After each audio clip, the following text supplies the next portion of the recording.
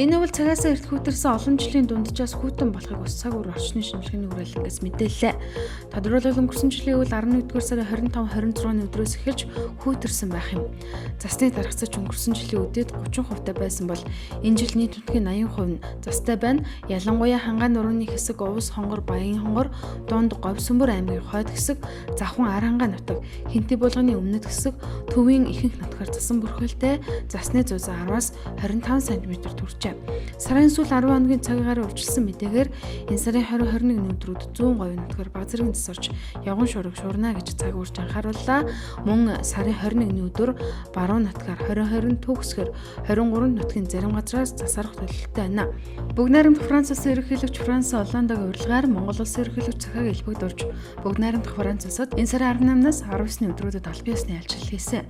Энэхүү айлчлал нь Монгол Францын хооронд дипломат харилцаа тогтоосны 50 жилийн хувь хүрээнд хэрэгжиж байгаараа чухал ач холбогдолтой талууд харилцаа онцолжээ. Бүгд найрамдах Франц улсын ерөнхийлөгч Франц Олланд хүнд үед хүрэлцэн ирсэн талархал илэрхийлээ. Монгол улс бол Францын Аз дахь давуу эрхтэй түвш юм а. Биднийг ардчлалын үнд зүйлс холбодог. Манай хоёр улсын эдийн засгийн хамтын ажиллагаа идэвхтэй хөгжиж байна.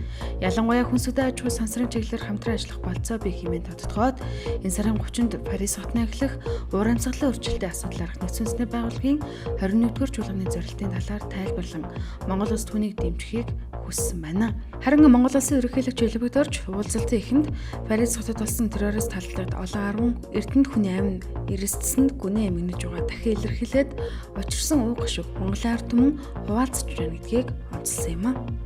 Аж үйлдвэрийн сайд Эрдэнэтийн Европын зарим орнуудад хийж буй айлчлал өнгөрсөн бям гарагт бүгд найрамдах Итали улсад үргэлжилсэн юм.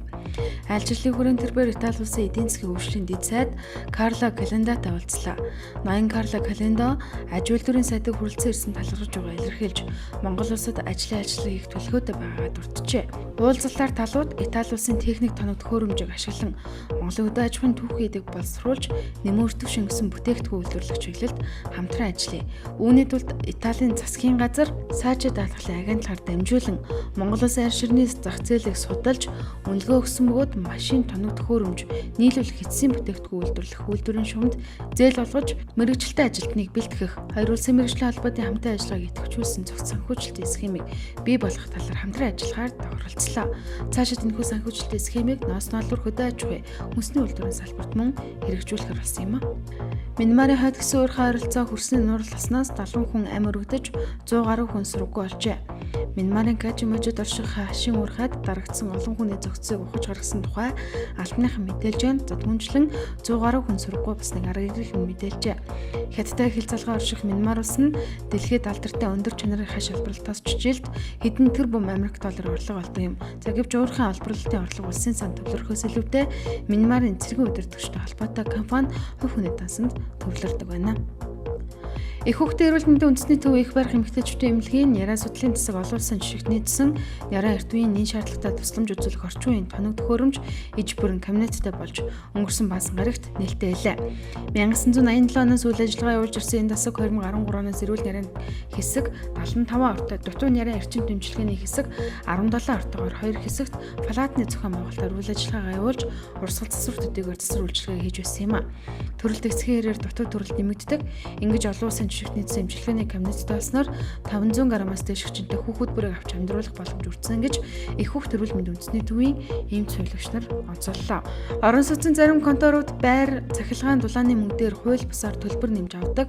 Түүнийгээ хайцаалахын тулд ус дулаан дамжуулах төвийн зардал, үйлслийн цахилгааны зардал, насаас тог зэрэг үг бичин хэрэглэгчийг төөрөгдүүлэн 2600-аас 11,000 төгрөгийг сар бүр илүү авдаг болох нь шудраг өрсөлдөөн эрхлэгчийн төлөв газрын шалгалтаар тогтоогдчихэ. Ямар ч чихний ээлжинд зөрчил илэрсэн Тэлмэн од, Богдасар, Бадамлахнаар, Батбаян дулаан, Тунамл өргөө гэсэн 5 компани юм.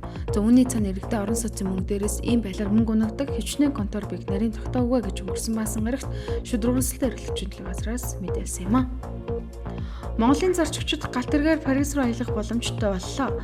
Аз Европыг холбосон тээврийн асуудал байгаль орчинд үзүүлж сөрөг нөлөөдүүдэг багасгах зорилготой. Анх удаагийн аялалд Монгол улсыг төлөөж Улаанбаатар төмөр зов хувь нөлөөсөн нийгэмлэг үйлчлэгээний 20 ажилд оролцсон ганцгаар болж өнгөрсөн баасан гарагт Төв вокзалаас хөдлөлөө. Тэдний сарын 28-нд Францын нийслэлс Парис хотно олох дэлхийн төмөр замын байгууллагуудын дээд удирдлагын уулзалтад хүндэтгэл үзүүлэх юм галтэргээр аялагчид Ясангийн төвч төмөр замаар аялаж Парис хотод очно.